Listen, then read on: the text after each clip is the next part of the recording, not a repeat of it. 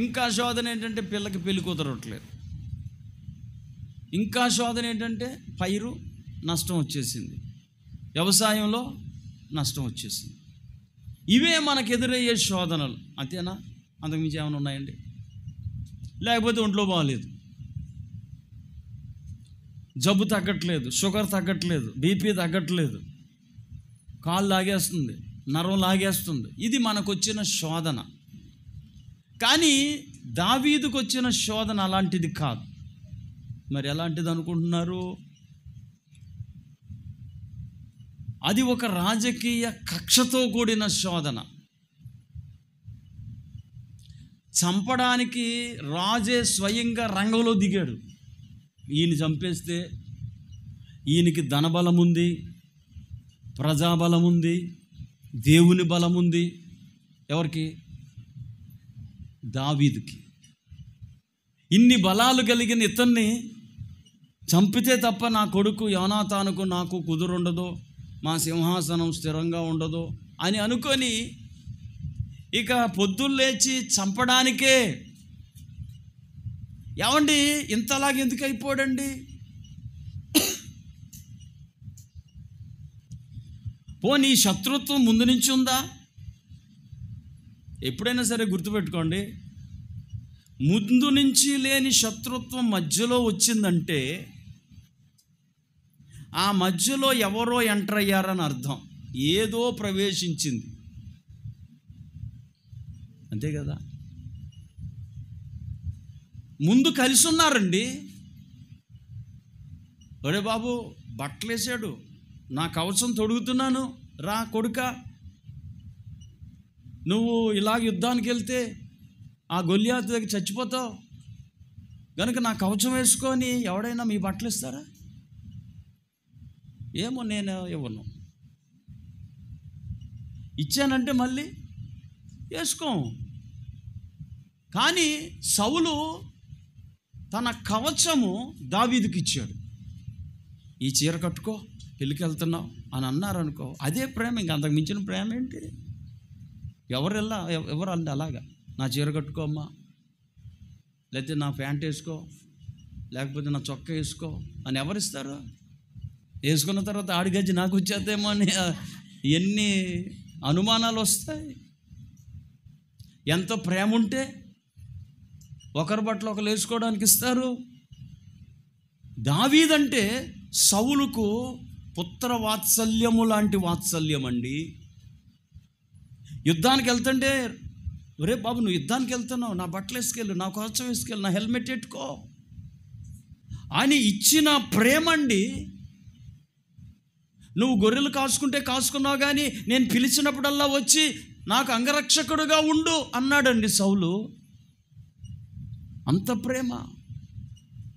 అప్పుడప్పుడు వాళ్ళ ఇంట్లో ఫంక్షన్లు జరిగినప్పుడు నువ్వు అమావాస్యకి పున్నానికి నా దగ్గరకు వచ్చి మాతో కలిసి భోంచేయాలా అని ఒక ఫిక్స్డ్గా నీ ప్లేస్ ఇదే అని దావీదుకు ఒక ప్లేస్ని ఇచ్చాడండి సౌలు. అంత ప్రేమ చూపించిన వాడు, అంత ఆప్యాయతలు కురిపించిన వాడు ఇప్పుడు చంపేస్తున్నాడు, తరిమేస్తున్నాడు. ఏంటి ఏమైంది తెలుసా మీకు? దురాత్మ పట్టింది. దురాత్మ పట్టడం వల్లే ప్రేమ ద్వేషం అవుతుంది. తెలుసా మీకు? చాలామందికి ఈ విషయం తెలియదండి. ఆత్మ ఉన్నప్పుడు ప్రేమించాడు, ఆత్మ ఉన్నప్పుడు అండగా ఉన్నాడు, కవచం ఇచ్చాడు.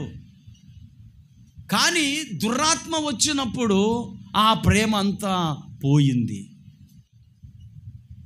కుటుంబాల్లో కూడా అలాగే జరుగుతుంది, సంఘాల్లో కూడా అలాగే జరుగుతుంది. ఆత్మ ఉన్నప్పుడు దేవుడంటే ప్రేమ, సేవకుడంటే అభిమానం, సేవకుడంటే గౌరవం, దేవుని సన్నిధి అంటే ఆసక్తి. అరే నేను టైంకి గుడికి వెళ్ళిపోవాలా, ఆదివారం ఆరాధన మానకూడదు, పొద్దులేసి బైబిల్ చదువుకోవాలా, ప్రార్థన చేసుకోవాలా, కనీసం క్యాలెండర్లో వాక్యమన్నా చదువుకోవాలా అనే ఆరాటం కలుగుతుంది. ఎందుకంటే దేవుని మీద ఉన్న ప్రేమ. ఆ దేవుడి మీద ప్రేమ పోయిందనుకోండి, బైబిల్ తీయం, ఆదివారం గుర్తుకు రాదు, శుక్రవారం గుర్తుకు రాదు, కూటం కూడా గుర్తుకు రాదు. ఎందుకంటే దేవుని పట్ల మనము ప్రేమను పోగొట్టుకున్నాం. కారణము దేవుని ఆత్మ పోయింది. సౌలు ఇలాగ తయారవ్వటానికి గల కారణము 1 సమూయేలు గ్రంథం 16వ అధ్యాయము 14వ వచనములో ఉంటుంది.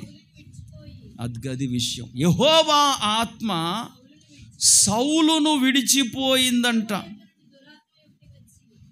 ప్రియులారా, మొదట సౌలుకు వచ్చిన ఆత్మ దేవుని ఆత్మ. విన్నారా? ప్రవచించాడు కూడా. ఆత్మ వచ్చినప్పుడు ఎలా ఉన్నాడు అనుకుంటున్నారండి? తిట్టుకున్న వాళ్ళు తిట్టుకుంటే తిట్టుకొని అని చెవిటోళ్ళలాగా ఉన్నాడండి. ఆత్మ ఉన్నప్పుడు. ఆత్మ పోయింది, దెబ్బలాట. ఈరోజు చాలామంది ఇక్కడ ఉండరు, కానీ అలాంటి వాళ్ళు ఉన్న ఆశ్చర్యపడక్కర్లేదు. ఒకప్పుడు చెవిటిదానిలాగా ఉన్నావు, ఎవరేమనుకుంటున్నా దేవుడే చూసుకుంటాడు, దేవుడు న్యాయం తీరుస్తాడు అని ఉన్నవారు ఇప్పుడు అలాగుంటలేదు, కయ్యానికి కాలు దువ్వేస్తున్నారు. మీరు చూస్తారా? చెవిటోళ్ళలాగా ఉన్నాడు 10వ అధ్యాయంలో 27వ వచనంలో. పనికి మాలిన వారు కొందరు ఈ మనుష్యుడు మనల్ని ఎలాగూ రక్షింపగలడని చెప్పుకొనుచు అతని నిర్లక్ష్యము చేసి అతనికి కానుకలు తీసుకొని రాకుండగా అతడు చెవిటివాడైనట్టు ఊరకుండెను. ఆత్మ ఉంది, ఈ దూషణలు పట్టించుకోలేదు. ఆత్మ పోయింది, ప్రతి మాట పట్టించుకోవడమే. ఇప్పుడు ప్రతి మాటను తీసుకొని దెబ్బలాటికి వెళ్ళిపోవటమే. సహనం పోయింది, ఆత్మ పోయింది, సహనం పోయింది. సహనం అనేది ఆత్మ యొక్క ఫలము, తెలుసా మీకు? దాన్నే దీర్ఘశాంతము అన్నారు, లాంగ్ సఫరింగ్. అయితే ఆత్మఫలమేమనగా ప్రేమ, సంతోషము, సమాధానము, దీర్ఘశాంతము, దయాలుత్వము, మంచితనము, విశ్వాసము, సాత్వికము. ఇవి ఆత్మ ఇచ్చు ఫలము. మరి ఆత్మ పొందేశామని చాలామంది అటు ఇటు ఊగిపోతున్నారు. ఏమైనా కనబడుతున్నాయా? ప్రేమ ఉందా? అత్తగారిని ప్రేమించగలుగుతున్నారా? భర్తను భార్యను ప్రేమించగలుగుతున్నారా? కోడల్ని ప్రేమించగలుగుతున్నారా? ప్రియులారా, ఆత్మ వస్తే ఊపు వచ్చేయటం కాదండి, ప్రేమ కనబడాల, దీర్ఘశాంతం ఉండాల, సహించుకోవాల, ఆశా నిగ్రహం ఉండాల. చూచిందల్లా కొనేయటం, చూచిందల్లా కావాలనుకోవడం ఆత్మ కార్యం కాదు. ఇవన్నీ కనబడాల. చాలామంది ఆత్మ అంటే ఏదో కీకర మాషలు వచ్చేస్తాయి, అదే ఆత్మ అనుకుంటారు. ఏమండి, అవి వరాలవి. వరాలు 9, ఆత్మ వరాలు, ఆత్మ ఫలాలు. గుర్తుపెట్టుకోండి. ఈరోజు చాలామంది ఆత్మ వరాల కొరకే ప్రవచించాల. ఏంటది వరం? వివేచన కలిగి ఉండాల. ఏంటది వరం? దీర్ఘశాంతం వద్దు, సహనం వద్దు, ప్రేమ వద్దు, ఆశా నిగ్రహం వద్దు, కానీ ప్రవచనం కావాలా. అంటే ఏం కోరుకుంటున్నారు? వరాలు కోరుకుంటున్నారు, ఫలాలు ప్రక్కన పెట్టేస్తున్నారు. కడుపు నింపేది ఫలమేనండి. ఫలం అంటే పండు. వరాలు ఆకర్షణీయమైన ఆకులతో పోలిస్తే ఫలము మన కడుపును నింపేది. కనుక దేవుని ఆత్మ కలిగినప్పుడు ఏదో ఊపొచ్చి దొర్లేసాం, ఇంకా మన జీవితం అంతా ఇంకా పర్వాలేదు అని అనుకుంటారు కొంతమంది. కానీ ఆ పొద్దుటి నుంచి నీలో ప్రేమ, ద్వేషం పోయి ప్రేమ, నీలో సమాధానం, అత్తగారితో, మాంగారితో, లేక మరుదులతో, లేక బావగారులతో, కుమారులతో, తల్లిదండ్రులతో, సమాధానం కలిగి జీవించటం ఆత్మ కలిగించు ఐక్యత. బైబిల్లో ఉన్నాయండి ఇవన్నీ. ఇప్పుడు ఏంటంటే మనకి క్రైస్తవులైన అనేక మందికి సమస్య, మనకి ప్రవచనం కావాలా, లేకపోతే మనకి వివేచన కావాలా, దర్శనం కావాలా, భాషలు కావాలా. ఎవరైనా సరే ప్రభువా దీర్ఘశాంతం దయచేయండి, ప్రేమ దయచేయండి, లాంగ్ సఫరింగ్ దయచేయండి, మంచితనం దయచేయండి, విశ్వాసం దయచేయండి అని అడగటం లేదండి. ఈ వరాలు అడుగుతున్నారు, ఫలాలు అడగటం లేదు. ఇప్పుడు సౌలులో ఆత్మ పోయింది. ఎప్పుడైతే ఆత్మ పోయిందో ఏమొచ్చిందో అనుకుంటున్నారు? దుర్రాత్మ వచ్చింది. ఈ లైట్ ఆరిపేసామనుకోండి, వెలుగు పోయాక ఏమొస్తుంది? అది రమ్మనక్కలేదు. ఏమని? చీకటి రా అన్నక్క. లైట్ ఆరిపోతే ఆటోమేటిక్గా వచ్చేది. అలాగే పరిశుద్ధాత్మ పోయినప్పుడు దుర్రాత్మ వచ్చేది ఆటోమేటిక్గా. ఇంకనేం పిలక్కర్లేదు. సౌలులోంచి ఆత్మ వెళ్ళిపోయిన వెంటనే. నేను చిన్నప్పుడు ఒక పాట నేర్చుకున్నానండి. ఈ లోకంలో చాలామంది దుర్రాత్మ బలముతోనే తిరుగుతున్నారంట. మీరు వినే ఉంటారు, దుర్రాత్మ బలముతో తిరిగడి గుంపు. ఏ బలం అది? నీ చుట్టూ తిరిగే మనుషులు దుర్రాత్మ బలంతో తిరుగుతున్నారు. అందుకే వాళ్ళు దెబ్బలాటకు వచ్చేస్తూ ఉంటారు. నువ్వు మంచి చేసిన దెబ్బలాటకు వచ్చేస్తారు వాళ్ళు. అసలు దైవ ప్రేమ ఉండదు వాళ్ళకి. ఎందుకంటే దుర్రాత్మ బలముతో తిరుగుతున్నారు. సౌలు దుర్రాత్మ బలముతో తిరుగుతున్నాడు. ఏమంటే మీరు అనుకుంటారు, అమ్మ నిద్ర దుర్రాత్మ వస్తే నిద్ర వస్తుందేమో అనుకుంటున్నాను కదా. పాస్టర్లు చాలామంది ఏంటంటే దుర్రాత్మ వస్తే నిద్ర వస్తుంది, వీళ్ళు వాక్యం చెప్తున్నా వినట్లేదంటే దుర్రాత్మ వచ్చింది అనుకుంటారు. దుర్రాత్మ వస్తే నిద్ర రాదు, అసలు పొడికళ్ళు అయిపోతాయి. అంటే ఆత్మ వల్లగా నిద్ర అవుతున్నారా? అది అసలే కాదు సుమా. దుర్రాత్మ వస్తే గుండెపోటు వచ్చేద్దేమో అనుకుంటారు. దుర్రాత్మ వస్తే గుండెపోటు ఏమో వచ్చేదండి. సౌలు దుర్రాత్మ చేత నడిపించబడ్డాడు. బైబిల్ పండితులు చెప్తారండి, అమ్మ విన్నారా, 2 సంవత్సరాలే వాక్యానుసారంగా బతికాడంట ఎవరు? సౌలు. తర్వాత 38 సంవత్సరాలు దుర్రాత్మతోనే జీవించాడు. అంటే ఏది ఎక్కువ? ఆత్మతో జీవించిన సంవత్సరాలు 2, లేక పరిపాలించిన సంవత్సరాలు 2, దుర్రాత్మతో పరిపాలించిన సంవత్సరాలు 38 అంట. ఏది ఎక్కువ అంటే చూసారా? ఒక క్రైస్తవుడిగా ఆత్మచేత నింపబడిన సంవత్సరాలన్నీ, ఆత్మచేత నడిపించబడిన సంవత్సరాలన్నీ, ఆత్మాభిషేకాన్ని పక్కన పెట్టి శరీరేచ్ఛలతో వాక్య వ్యతిరేక విధానాల్లో భక్తి చేసిన సంవత్సరాలన్నీ మనం కూడా లెక్కలు కట్టు. ఇప్పుడు దుర్రాత్మ ఎప్పుడైతే వచ్చిందో దావీదును ప్రేమించడం మానేశాడు. ఆత్మ ఉన్నప్పుడు దావీదును ప్రేమించాడు. ఎందుకని? దావీదులోని అభిషేకాన్ని బట్టి, దావీదులోని పరిశుద్ధాత్మను బట్టి. ఇప్పుడు పరిశుద్ధాత్మ పూర్ణుడైన దావీదు నచ్చట్లేదు ఈయనకి. ఎవరికి? ఒకప్పుడు నచ్చాడు. ఆత్మాభిషేకం కలిగిన దావీదు అంటే నచ్చాడు, బట్టలు ఇచ్చాడు, కవచం ఇచ్చాడు, కోట్ ఇచ్చాడు. ఇప్పుడు ఆత్మ పొందిన ఆ దావీదు మాటలు నచ్చట్లేదు. కారణం ఏంటి? దుర్రాత్మ. ఒకరోజు దేవుని వాక్యం రుచించేది, అబ్బాయి గారు ఎంత బాగా చెప్తున్నారు సార్. ఇప్పుడు బోధ నచ్చట్లేదు. కారణం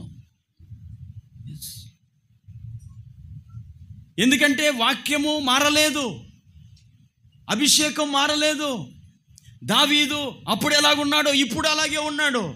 కానీ అప్పుడు నచ్చాడు, ఇప్పుడు నచ్చట్లేదు. కారణం సౌలు ఆత్మను పోగొట్టుకున్నాడు. ఎప్పుడైనా సరే అండి, మీరు గమనించండి, ఇది మీరు గమనించినప్పుడు మీ జీవితం చాలా అద్భుతంగా మార్పు చెందుతుందండి.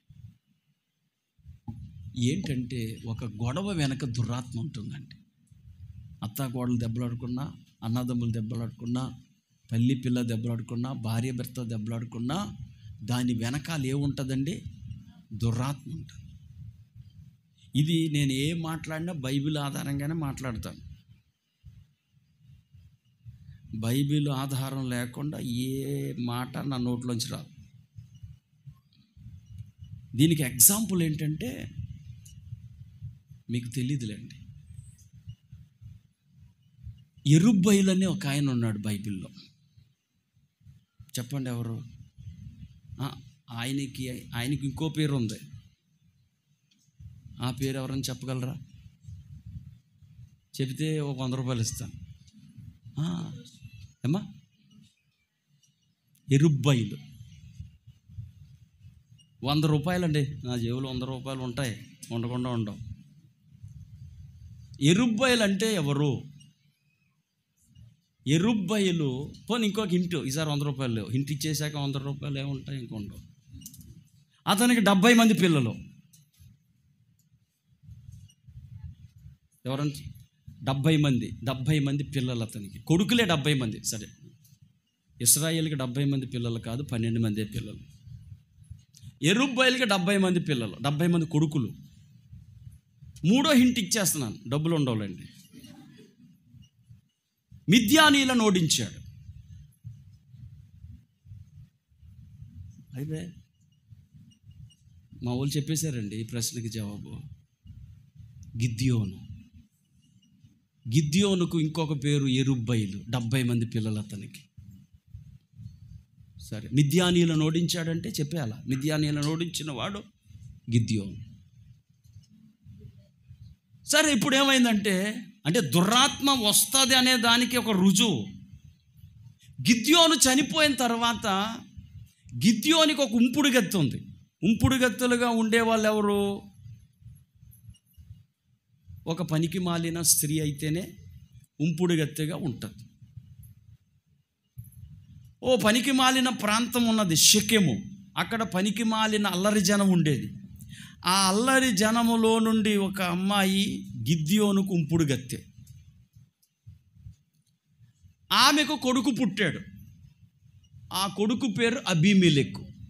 ఇవన్నీ బైబిల్లో ఉన్నాయండి. మీకు చాలామంది బైబిల్ చదవక ఈ తెలియవు. గిద్యోను చచ్చిపోయిన తర్వాత వీడు రంగంలోకి వచ్చాడండి. ఎవరు? అబీమెలెకు. ఈ అల్లరి మూక ఉండిన ప్రాంతం షెకెము ప్రాంతానికి వెళ్ళి, మా అమ్మ మీ ప్రాంతానికి చెందింది, ఇప్పుడు మా నాన్న చచ్చిపోయాడు, మిమ్మల్ని అందరినీ 70 మంది ఏలటం మీకు ఇష్టమా? నేను ఒక్కడిని ఏలటం ఇష్టమా? అంటే కూటమి కావాలా, నేను కావాలా అన్నట్టు అడిగాడు అనమాట. కూటమి అంటే ఏంటి? 70 మంది కూటమి కావాలా, నేను ఒక్కడిని ఏలాలా? మీకు ఇప్పుడు అర్థమవుద్ది. కూటమి అంటే అర్థమవుద్ది. కూటం కాదు, కూటమి. 70 మంది అయ్యి బాబా అలానుకో, అయ్యి బాబు 70 మంది ఎందుకండి మాకు, మీరు ఒక్కరు పరిపాలించండి సరిపోద్ది అన్నారండి వాళ్ళు. సరే, అయితే మా అమ్మ ఎలాగా మీ ప్రాంతానికి చెందిందే కదా, నాకు సపోర్ట్ ఇవ్వండి, నేను పరిపాలిస్తాను అంటే వాళ్ళు ఏం చేశారంటే, అయ్యి బాబు 70 మంది అయితే 70 రకాలుగా పరిపాలిస్తారు, నువ్వు ఒక్కడో పరిపాలించవయ్యా అని చెప్పి ఇతన్ని రాజుగా చేసేసారండి. చేసేసిన తర్వాత ఏమైందో తెలుసా అండి? ఆ 70 మందిలో 69 మందిని నరికేసాడండి. ఎవరో? అబీమెలెకు. ఎవరు వాళ్ళందరూ? గిద్యోను కొడుకులు, యెరుబ్బయలు కొడుకులు. 69 మందిని చంపేస్తే ఒకడు తప్పించుకొని దాక్కున్నాడు. ఈ దాక్కున్న యోతాము ఇది చూసి శపించాడండి. శాపాలు తగలమనుకోండి, తగులుతాయి. ఒకరికి నష్టం కలిగిస్తే వాళ్ళ ఉసురు మనకు తగులుతాయి. చాలామందికి తెలియదండి. ఇదిగో షెకెములో నుండి అగ్ని వచ్చేస్తుంది, అబీమెలెకులో నుండి అగ్ని వచ్చేస్తుంది, మీరు కాలిపోతారు, మీరు నాశనం అయిపోతారు అని శపించేసాడండి. ఎవరో? యోతాము, గిద్యోను కొడుకు. అలాగైన కొంతకాలానికి ఏమైంది తెలుసా? 3 సంవత్సరాలు పరిపాలించాడు. ఎన్ని సంవత్సరాలు? జస్ట్ 3 ఇయర్సే. అబీమెలెకు మోసం చేసి, అన్యాయం చేసి, హత్యలు చేసి పరిపాలనలో ఇతడు నెగ్గి 3 సంవత్సరాలే పరిపాలించాడు ఈ అబీమెలెకు. దురాత్మ వచ్చిందండి. ఇప్పుడు ఎవరి మీద కనుకుంటున్నారు? షెకెము వారి మీదకేనే, అబీమెలెకు మీదకేనే. 24వ వచనం చదవండి ఇప్పుడు. న్యాయాధిపతుల గ్రంథం 9:24. దేవుడు అబీమెలెకునకును షెకెము యజమానులకును వైరము కలుగుటకై. ఒక్కసారి ఆగండి. ఎవరికి వైరము? దేవుడు అబీమెలెకుకు షెకెము యజమానులకు వైరము కలుగుటకై. వాళ్ళు ఒకటే. కానీ ఇప్పుడు వాళ్ళు దెబ్బలాడుకోవడానికి ఏమొచ్చింది? అద్గది. మీరు ఒకటే దెబ్బలాడుకుంటున్నారంటే కారణం దురాత్మ. ఇది గ్రహిస్తే మీ జీవితం అద్భుతంగా మారుతుంది అన్నాను. అందుకే అంటే ఏం చేస్తారు? ప్రార్థన చేస్తారు. ప్రభువా, మాలో మాకేంటయ్యా ఈ గొడవ, మీరు సమాధానం దయచేయండి. నీ ఆత్మచేత నన్ను, నా భర్తను, నన్ను, నా పిల్లల్ని అయ్యా నీ ఆత్మచేత నడిపించండి, తగ్గింపు దయచేయండి అని అడుగుతామన్నమాట. ఏ గొడవలకైనా కారణం దురాత్మేనండి. ఆ మాటకు వస్తే మా ఇంట్లో జరిగిన గొడవల వెనుక కూడా దురాత్మే. ఏ గొడవకైనా కారణం దురాత్మే. లైవ్లో చెప్తున్నాను నేను ఈ మాట. ఎందుకంటే దేవుని ఆత్మ ద్వారా గొడవ రాదు, సమాధానం కలుగుతుంది. ఏ గొడవైనా సరే వాళ్ళు దెబ్బలాడుకుంటున్నారంటే షెకెము వారును, మీరు ఎప్పుడు చదివి ఉండరు బైబిల్లో ఈ మాట ఉన్నట్టు మీకు తెలుసా? తెలీదు. దురాత్మ వచ్చి వాళ్ళే ఈయన్ని రాజుగా అభిషేకించారు. ఎవరు? షెకెము వారు. ఇప్పుడు వాళ్ళే ఈ అబీమెలెకును వ్యతిరేకిస్తారు. కారణం దురాత్మ. ఎవరైతే మెచ్చుకొని అభిషేకించారో వాళ్ళు ఎగ్నెస్ట్ అయిపోవాలి. అలాగ అయిపోవాలంటే ఆత్మ వల్ల అగ్నెస్ట్ అవ్వరు ఎప్పటికీ. ఆత్మ సమాధానపరుస్తుందే కానీ ఆత్మ వైరము కలిగించదు. కనుక వైరం కలిగించేవాడెవడు? దెయ్యం. ఇప్పుడు ఆ దెయ్యం ఎవరి మీదకి వచ్చిందంట? 24వ వచనంలో ఉంది. 9:24 న్యాయాధిపతుల గ్రంథం. ఇంటికి వెళ్ళి చదవండి. బైబిల్లో ఈ మర్మం ఉంది. దురాత్మ వచ్చింది, షెకెము యజమానులకు వైరం కలిగించింది. ఆ దురాత్మ వల్ల మీరు ఆ అధ్యాయం చదివితే 2 కొట్టుకు చచ్చారండి. ఎవరిద్దరు? అబీమెలెకు అయిపోయింది 3 సంవత్సరాల్లో. ఆ షెకెము మీద గొడవకి వెళ్ళాడు, యుద్ధం చేశాడు, వాళ్ళని తరిమేశాడు. తర్వాత ఒక గోపురంలోకి వెళ్ళాడు. అక్కడ దాక్కుందామంటే ఒక ఆవిడ తిరగలే, మంచి బలమైన స్త్రీ అన్నమాట, తిరగలెత్తి పడేసింది ఈడి మీద. ఎవడి మీద? అబీమెలెకు మీద తిరగలేసి నెత్తి మీద పడైతే బుర్రబద్దలైపోయి చచ్చిపోయాడు. ఎవరో? అబీమెలెకు.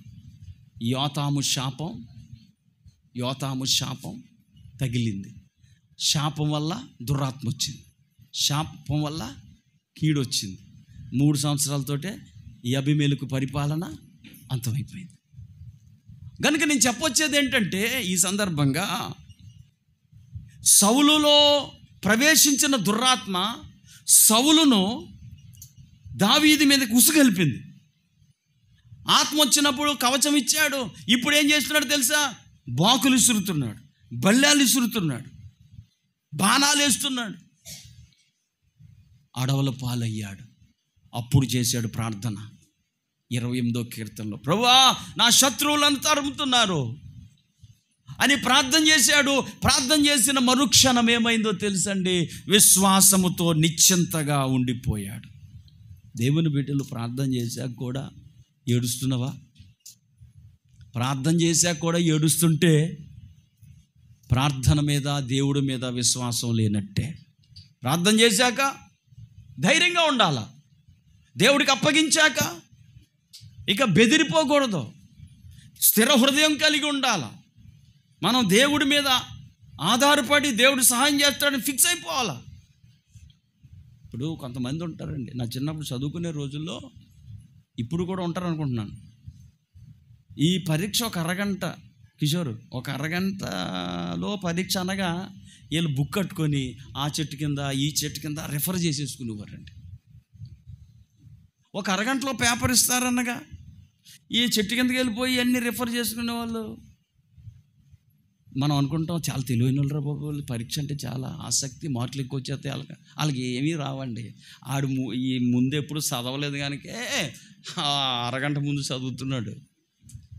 నేను ఏం చేసేవాడిని తెలుసండి, అసలు పుస్తకమే పట్టుకెళ్ళేవాడిని కాదు, పరీక్ష దగ్గరికి పెన్ అట్టుకుని వెళ్ళేవాడిని, పొద్దున్నే చదివేవాడిని కాదు. అప్పుడు చదివితే ఏమి ఎక్కదండి, ముందు చదువుకోవాలి సంవత్సరం అంతా వీళ్ళు తిరిగి, ఆ పరీక్ష గంట ముందు తిరగేసేసి ముక్కు మీద పెట్టుకొని రాసేద్దాం అనుకుంటారు అనమాట. ప్రియులారా, దేవుని బిడ్డలు అలాగ హైరానా పడుతున్నామంటే సరిగా ప్రిపేర్ అవ్వలేదని అర్థం. ప్రిపేర్ అయినోడు ఏం చేస్తాడు, బుక్ అట్టుకెళ్ళడు, ఏం అట్టుకెళ్ళడు, పెన్ అట్టుకుని వెళ్ళి రాసేస్తాడు అంతే. దేవుని బిడ్డలు కంగారు పడుతున్నామంటే అర్థం ఏంటి, ప్రార్థన చేయలేదు మనం. బైబిల్ పట్టుకొచ్చాను నేను, డైరీలు ఏం అక్కర్లేదు. ఎందుకంటే ప్రార్థన ద్వారా సిద్ధపడినటువంటి అభిషేకం, కంగారు పడక్కర్లేదు. ఏం చెప్పాలా, ఎందుకంటే ఆల్రెడీ ప్రభు మెసేజ్ ఇచ్చేసాడు. రాత్రి మీ దగ్గర నుంచి వెళ్ళాక అప్పటికి ఏమీ లేదు, శూన్యం. మీ దగ్గర నుంచి వెళ్ళాక 11 అయింది, 12 గంటల వరకు వర్క్ చేసుకున్నాను కంప్యూటర్ దగ్గర. అప్పుడు 12 గంటలు పడుకున్నాను, మళ్ళీ పొద్దున్న 4:30 లేచాను. ఇంక ఈ పరిస్థితుల్లో టైం లేదు, కానీ 4:30 లేచి ప్రార్థన మొదలుపెట్టాను. ఒక అరగంట ప్రార్థన చేశాను, గంట ప్రార్థన చేశాను. ప్రభువా సహాయం చేయండి అంటే మళ్ళీ అదే కీర్తనలోంచి దేవుడు ఈ నిశ్చయత గురించి మాట్లాడమన్నాడు. ఎందుకంటే ఈరోజు చాలామంది హైరాణ పడుతున్నారు. ప్రార్థన చేసాక కూడా ఎందుకు అనవసరం టెన్షను, అంటే ప్రార్థన మీద నీకు నమ్మకం లేదు, దేవుడి మీద నీకు నమ్మకం లేదు, అందుకే ఈ టెన్షను. అంటే పరీక్షకు సరిగా చదవలేనోడు ఒక అరగంట ముందు చదవడానికి ట్రై చేసినట్టుగా ఈరోజు మనం కంగారు పడిపోతున్నాం. బైబిల్లో ఓ 3 ఉన్నారండి, వాళ్ళ పేరు ఏంటంటే షద్రకు, మేషకు, అబేద్నెగో. వాళ్ళకి అసలు ఏ చింత లేదని బైబిల్లో ఉందండి. నెబుకద్నెజరు ఒక పెద్ద బొమ్మను చేయించాడండి. అంటే బొమ్మ, సొంత బొమ్మ, అది డబ్బులతో, తనకు డబ్బులు ఉన్నాయి కనుక పెద్ద బొమ్మను పెట్టుకున్నాడు.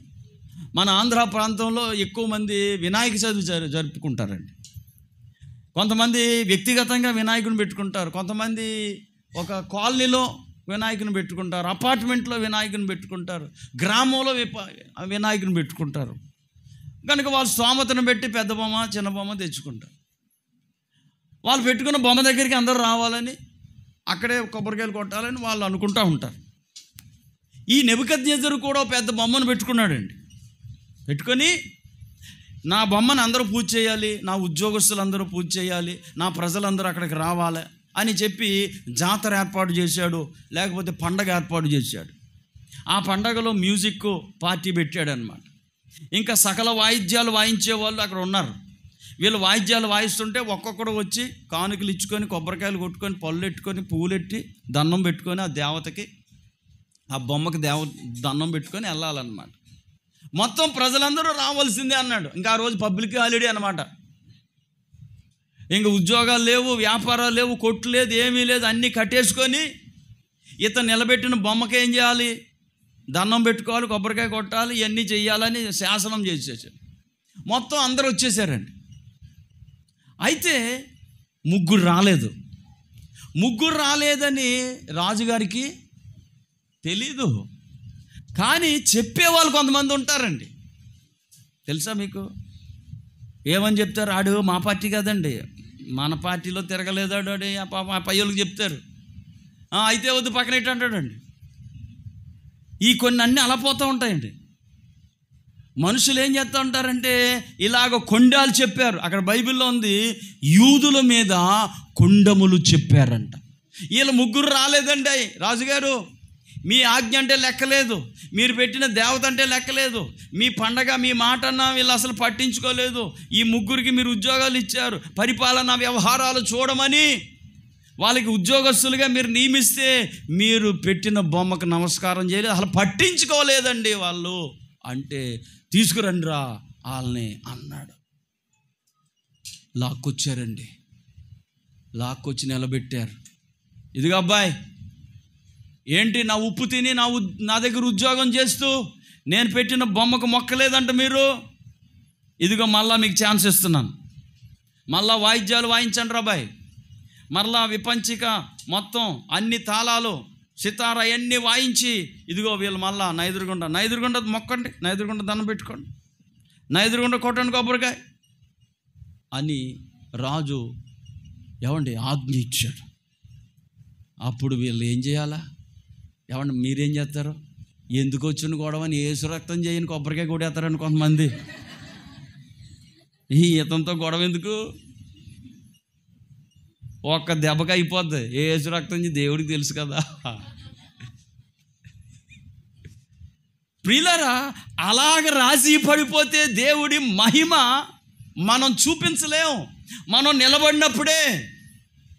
వీళ్ళు ముగ్గురు ఏమన్నారంటే ఆల్రెడీ ఫిక్స్ అయిపోయారు. చెప్పాను కదా నేను, ఫిక్స్ అయిపోయినట్టు టెన్షన్ పడ్డా. ఇంకా ఫిక్స్ అంటే పాస్ అయితే పాస్ అవుతాను, ఫెయిల్ అయితే ఫెయిల్ అవుతాను అన్నవాడికి టెన్షన్ ఉండదు. ఈ బుక్ కట్టుకొని చెట్ల కిందకి వెళ్ళిపోయి ఆ అరగంట ముందు ఎత్తుకోవడాలు ఏముండవు. పాస్ అయితే పాస్ అవుతాం, లేదా లేదు. ఫిక్స్ అయిపోయాడు.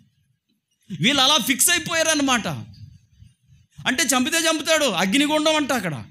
ఈ బొమ్మకు మొక్కకపోతే, నమస్కారం చేయకపోతే ఓ పెద్ద అగ్నిగుండం, నిప్పుల గుండం పెట్టాడండి అక్కడ. అందులో పడేస్తానన్నాడు. అది పెద్ద లోతుగా ఉందండి. సరే, ఇప్పుడు ఈ ముగ్గురు నిలబెట్టి, ఇదిగో ఛాన్స్ ఇస్తున్నాను, మీరేమన్నా నమస్కారం చేసి ఈ అగ్నిగుండాన్ని తప్పించుకుంటారా అంటే, అప్పుడు అన్నారు, రాజా ఈ విషయం గురించి నీకు అసలు రిప్లై ఇవ్వాలన్న చింత మాకు లేదు. నువ్వు అడుగుతావు, ఎలా జవాబు చెప్పాలా, ఇప్పుడు ఏంటి, మేము చచ్చిపోతామేమో, అగ్నిగుండంలో పడేసేస్తారేమో అన్న చింత మాకు లేదండి. మా దేవుడు ఈ అగ్నిగుండం నుండి రక్షించుటకు సమర్థుడు. ఒకవేళ రక్షింపకపోయినా నీ దేవతకు మేము మొక్కం. ఫిక్స్ అయిపోవటం అంటే అదే. చింతించకుండా ఏదైతే జరుగుతుంది, దేవుని బిడ్డలు ప్రార్థన చేశాక అలాగుండాల. చేయాల్సింది చేసి దేవుడికి అప్పగించేయాలి. గెలిస్తే గెలుస్తాం, లేక ఓడిపోతే ఓడిపోతాం. రెండింటిని సమానంగా స్వీకరించాం. పాస్ అయితే పాస్ అవుతాం, లేకపోతే ఫెయిల్ అయిపోతాం. విజయం వస్తే వస్తుంది, లేకపోతే ఓటమి. రక్షిస్తే రక్షిస్తాడు దేవుడు, రక్షించకపోయినా చింత మాత్రం లేదు. మేమేం వరి అవ్వట్లేదు సార్ అంటే, అప్పుడు రాజుగారికి కోపం ఎక్కువైపోయిందండి. నేను ఉద్యోగాలు ఇచ్చి నా ఉప్పు తింటూ నాకు ఎలాంటి సమాధానం చెప్తారా? నాకు భయపడరా? మీ దేవుడు అంత గొప్పోడా? ఒరే, అగ్నిగుండం 7 అంతలు ఎక్కువ చెయ్యండి అన్నాడు. ఈ చింతపొలలో అన్నీ వేసి 7 అంతలు ఎక్కువ చేసేసారంట అగ్నిగుండాన్ని. ఇప్పుడు అది అగ్ని ఇంకా మండిపోతుందండి. అప్పుడు ఒరే 10 మంది యవనస్తులు రమ్మన్నారు. మన నిస్సీబాబు లాంటి వాళ్ళు 10 మంది వచ్చారన్నమాట. యవనస్తులు వచ్చి, ఒరే ఈ ముగ్గురిని కాళ్ళు చేతులు కట్టేసి వీళ్ళని అగ్గిలో పడేయండి. వాళ్ళు ఏం చేశారో నాకులాగా పొడవాటి అంగిలు వేసుకొచ్చారు. అయ్యాల వాళ్ళకి జాతర కదా, తీర్థం అందరూ చూస్తారని ఈ పొడిగాటి అంగీలు వేసుకొచ్చి శాలువాలు కప్పుకొని మరి వచ్చారండి. ఈ ముగ్గురు కాళ్ళు చేతులు కట్టేసి ఇసురేసినప్పుడు ఈ బట్టలకి అగ్గిని అంటుకుపోయి ఇసురేసిన వాళ్ళు 10 మంది చచ్చిపోయారంట. ఈ ముగ్గురు అగ్నిలో పడ్డారు. చూసారా? అగ్నిలో పడ్డ వెంటనే ఏమైందో తెలుసండి? ఒకటి జరిగింది, వాళ్ళకి కట్లు తెగిపోయాయి. అంతే, అంతకు మించి ఏం జరగలేదు. తల ఇంట్రుకలు కాలిపోలేదు, బట్టలు కాలిపోలేదు. ఎవరి బట్టలు? శద్రకు మేషక అబేద్నెగో బట్టలు కాలిపోలేదు. ఈ అగ్నిలో పడ్డాక ఒక అద్భుతం జరిగింది. ఏంటి అద్భుతం అంటే, వీళ్ళ బట్టలు కాలిపోకపోవటం ఒక అద్భుతం అయితే, దేవుడు అగ్నిలో వారి పక్కన నిలబడి వారితో నడుస్తున్నాడు. అది ఇంకొక అద్భుతం. దేవునికి స్తోత్రం. ప్రియులారా, శ్రమ అనేది నీకు వచ్చినప్పుడు, ఆ శ్రమలో నీకు జరిగే అద్భుతం, నీకున్న పాప బంధకాలు తెగిపోతాయి. పరిశుద్ధ జీవితం అప్పటి నుండి ప్రారంభమవుతుంది. రెండవది, ఆ శ్రమలో నువ్వు దేవ దర్శనాన్ని చూస్తావు, లేకపోతే దేవుడు నీ పక్కన ఉండడం నువ్వు గమనిస్తావు. శద్రకు మేషక అబేద్నెగో వారు మొదట వారి బంధకాలు తెగిపోయాయి. తరువాత దేవుడు వారితో నడుస్తున్నాడు. అందుకే బైబిల్లో ఒక మాట ఉందండి, వారి యావత్ బాధలో ఆయన బాధ నొందెను. మనతో పాటు ఆయన సఫర్ అవుతాడు. నువ్వు ఏడుస్తుంటే నీతో పాటు ఏడుస్తాడు. నువ్వు ఇబ్బంది పడుతుంటే నువ్వు ఆకలి కొంటే నీతో పాటు ఆయన ఆకలి కొంటాడు. నువ్వు కాలిపోతుంటే నీతో పాటు ఆయన కాలిపోతాడు. శద్రకు మేషకు అబేద్నెగోను వారు కాలిపోతున్నారు, దేవుడు కూడా వారితో కాలిపోతున్నాడు. ఏమీ కావట్లేదండి. ప్రియులారా, శ్రమలో నువ్వెప్పుడు ఒంటరివి కాదు. అమ్ముడు, తమ్ముడు, చెల్లి, నాకు ఈ శ్రమ అనుకుంటున్నావు, దేవుడు నీతో ఉన్నాడు, ఆయన నీ ప్రక్కన ఉన్నాడు. ఇప్పుడు రాజు లేచిపోయాడు సింహాసనం నుంచి. ఏంటి, ముగ్గురిని కదా వేసాం? అక్కడ అడుగుతున్నారు, అరే మనం ముగ్గురిని కదా వేసాం, నలుగురు కనబడుతున్నారేంటి? అవునండి, ముగ్గురిని వేసాం. 4వ వ్యక్తి దేవతల రూపం కలిగి ఉన్నాడు, వేరుగా ఉన్నాడు. అతడు దగ్గరికి వెళ్ళిపోయి అగ్నికొండ దగ్గరికి వెళ్ళి, జీవము గల దేవుని సేవకులారా, శద్రకు మేషకు అబేద్నెగోను వాళ్ళారా రండి అని రాజు స్వయంగా గట్టెక్కమన్నాడు. గట్టెక్కారండి. గట్టెక్కిన తర్వాత ఈ లోపల మంత్రులందరూ వచ్చారు. వారి బట్టల వాసన చూస్తున్నారు, వాళ్ళ యొక్క తల వెంట్రుకలు చూస్తున్నారు. ఒకటి కాలిపోలేదు. ఇంకా ఒకడు నాలంటోడు వెళ్ళి వాడు వాటి చెయ్యి కూడా వాసన చూస్తున్నాడండి. చర్మం, అక్కడ చర్మానికి అగ్నివాసనంట కొండ అబేద్నెగోలతో,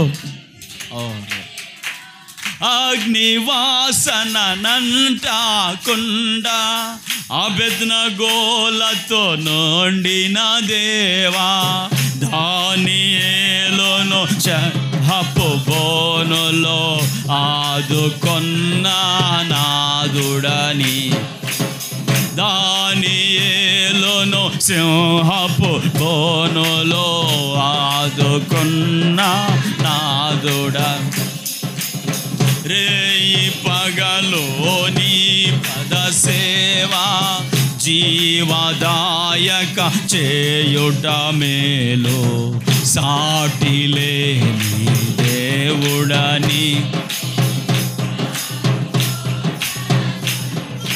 హల్లెలూయా. అగ్ని వాసన కూడా వారి దేహాలకు అంటలేదంట, వెంట్రుకలు కాలిపోలేదంట, వస్త్రాలు కాలిపోలేదంట. దేవుడు అద్భుతమైన ప్రొటెక్షన్.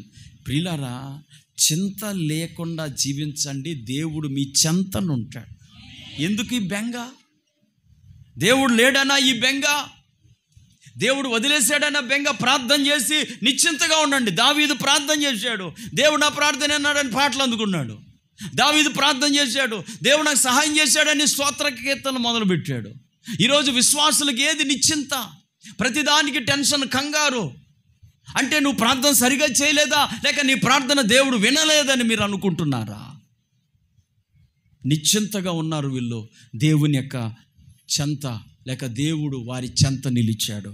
ఇప్పుడు వాళ్ళు బయటకు వచ్చాక ఇక ఈ దేవతను మర్చిపోయారండి. ప్రజలందరి యొక్క దృష్టి ఎవరి మీద ఉందనుకుంటున్నారు? దేవతను. అది బంగారు పెద్దదాన్ని ఎవడో చూడట్లేదు. ఇప్పుడు ఎవరు చూస్తున్నారు? ఏళ్ళే సెంటర్ ఆఫ్ అట్రాక్షన్. ఎవరు? ఎస్, శ్రమలో నిలబడితే నువ్వే సెంటర్ ఆఫ్ అట్రాక్షన్ అవుతావు. దేవుడి కొరకు నిలబడిన వారే సెంటర్ ఆఫ్ అట్రాక్షన్ అవుతారండి. ఆ బొమ్మను మర్చిపోయారు, అందరూ ఇలాగ చూస్తున్నారు. ఇప్పుడు రాజు కూడా ఏం చేశాడంటే శాసనం చేశాడంటే ఏమని, ఇదిగో ఈ విధంగా రక్షించగలిగిన దేవుడే నిజమైన దేవుడు, వీళ్ళ దేవుడే దేవుడు. కోట్లు ఖర్చు పెట్టి చేసిన బొమ్మ కాదు, వీళ్ళ దేవుడు గొప్పవాడు. ఎవరైనా సరే వీళ్ళ దేవుడిని దూషిస్తారో బుల్డోజర్ వచ్చేద్ది అన్నాడు. అంతే. బుల్డోజర్ ఎందుకు వచ్చేద్ది? ఇల్లు కూలగొట్టేద్దాను. మరంతే కదా. కనుక ఎవరైనా సరే ఈ ప్రభువును వీళ్ళ దేవుని దూషించకండి. దూషిస్తే వారి ఇల్లు పెంట గొప్ప అయిపోద్దంటే బుల్డోజర్ వచ్చి ఇల్లు కూలగొట్టారు. ఇంకా అందుకని ఎవడు కూడా ఈ దానియేలు, శద్రకు, మేషకు, అబేద్నెగోను వారి యొక్క దేవుణ్ణి దూషించలేదు. అంతేకాకుండా వెంటనే నెక్స్ట్ డే ప్రమోషనాలకి, దేవునికి స్తోత్రం. ఎప్పటి నుంచో ప్రమోషన్ రావట్లేదని బాధపడుతున్నారండి వీళ్ళు. ఎప్పుడైతే ఈ పరీక్షలో గెలిచారో నెక్స్ట్ డే వాళ్ళకి ఆర్డర్ వచ్చేసింది. ఏం ఆర్డరు? Promotion order. ప్రధానమంత్రి ఆర్డర్ కాదు, ప్రమోషన్ ఆర్డర్ వచ్చేసిందంట. అంటే ఉన్నతమైన స్థితి. ఎలాగా? శ్రమలో నిలబడితే, నిశ్చింతగా ఉంటే. ఈరోజు ఇక్కడున్న మీ అందరికీ ప్రియులారా, దేవుడు అభివృద్ధిని ఇస్తాడు, ఆశీర్వాదం ఇస్తాడు. శ్రమలో దేవుడి కొరకు నిలబడండి. ప్రార్థన చేసుకుందాం, అందరూ మోకరించండి. ఈ వారంలో ఏదో బుధవారం ప్రార్థన ఉందన్నారు. ఉందా తమ్ముడు కుమార్? ఉందా? బుధవారం సబ్బతి సత్యవతి గారి ఇంటి దగ్గర ప్రార్థన. అందరూ రండి, లేచి నిలబడండి, ప్రార్థన చేసుకుందాం.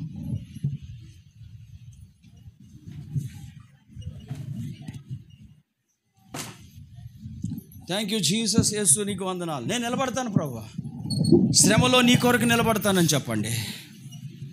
కష్టాల్లో నీ కొరకు నిలబడతాను ప్రభువా. భయపడను ప్రభువా, ఈ శ్రమలో నువ్వు నాతో ఉన్నావు, ఈ శ్రమలో నువ్వు నాతో ఉంటావు. I will believe Jesus. నేను నమ్ముతున్నానయ్యా, నేను నమ్ముతున్నాను ప్రభు అని చెప్పండి అందరూ. ఎస్, నేను నమ్ముతున్నానయ్యా. అవునయ్యా, నేను దిగులు పడను, నేను చింతపడను. ఎస్ అయ్యా, నీకు స్తోత్రం స్తోత్రం స్తోత్రం స్తోత్రం.